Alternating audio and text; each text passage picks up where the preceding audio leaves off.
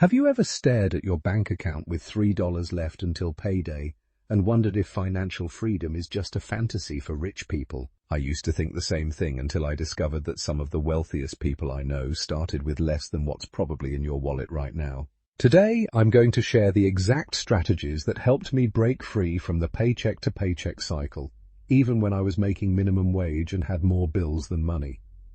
These aren't your typical budgeting tips that assume you have extra cash lying around. These are real-world tactics for people living in financial survival mode. Let me start with something that might sound crazy. The biggest mistake people make when living paycheck to paycheck isn't spending too much money. It's thinking they don't have any money to save. I know because I made this exact mistake for years. Here's the truth nobody talks about. You don't need hundreds of dollars to start building wealth.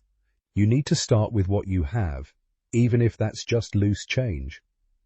The psychology of saving is more important than the amount you save. Let's dive into the first strategy that changed everything for me. I call it the invisible dollar method. Every single day, find $1 you can redirect from spending to saving.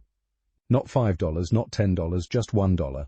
Maybe it's skipping that gas station candy bar, making coffee at home instead of buying it, or walking instead of taking the bus for short trips. The magic happens when you make this $1 completely automatic and invisible to your daily spending decisions.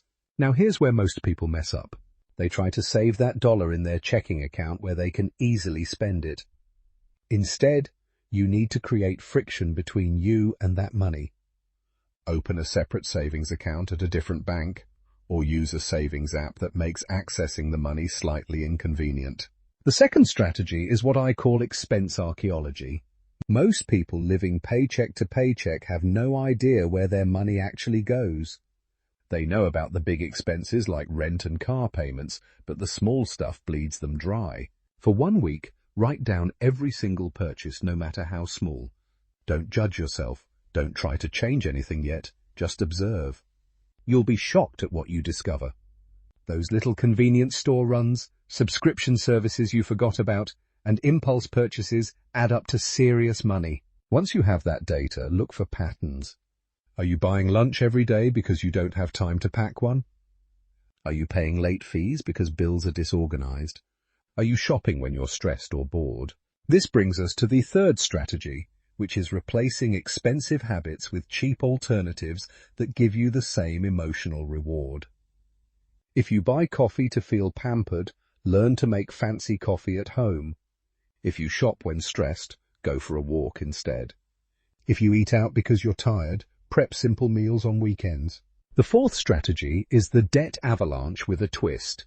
Traditional advice says, pay minimums on everything and put extra money toward your highest interest debt. But when you're living paycheck to paycheck, you need quick psychological wins to stay motivated.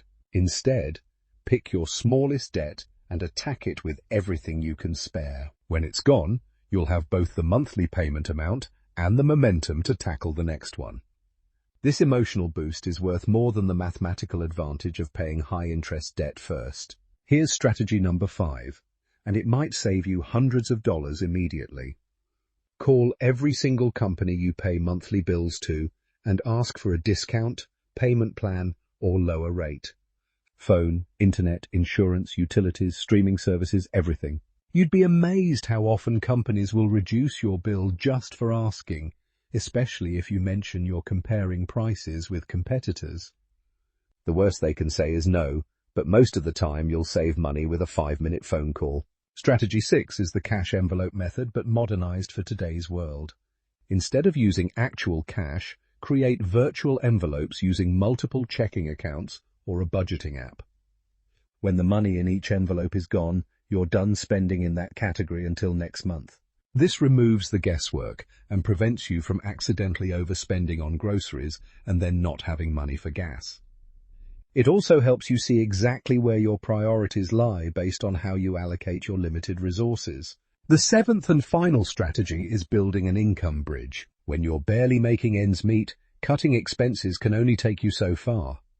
You need to increase your income, even if it's just by $20 or $30 a month at first. Look for ways to monetize skills you already have. Can you tutor kids in a subject you know well? Sell items you no longer need. Do small tasks for neighbors. Drive for a delivery app during peak hours. Pet sit or house sit. The key is starting small and being consistent rather than trying to launch some massive side business that overwhelms your already tight schedule. Here's what I wish someone had told me when I was struggling financially. Building wealth isn't about making huge changes overnight. It's about making tiny improvements consistently over time. Those $1 daily savings will become $5, then $20, then eventually hundreds of dollars.